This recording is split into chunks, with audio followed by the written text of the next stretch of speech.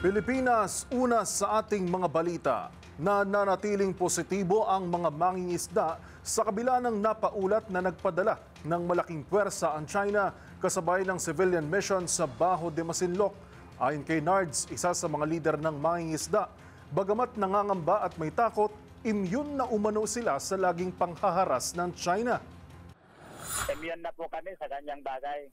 Dahil lagi naman tuwing palaot po namin ay talaga naman pong wish buhay po ang aming paghahanap buhay sa karagatan. Kung bakit yung takot na tinatanong niyo po ay immune na po kami sa bagay na yan.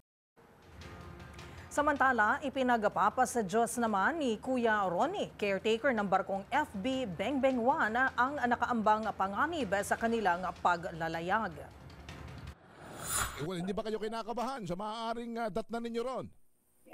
Ay medyo kinakabahan din po, kaya lang, andyan naman ang Panginoon Diyos, siya na lang po ang bahala sa atin. Ano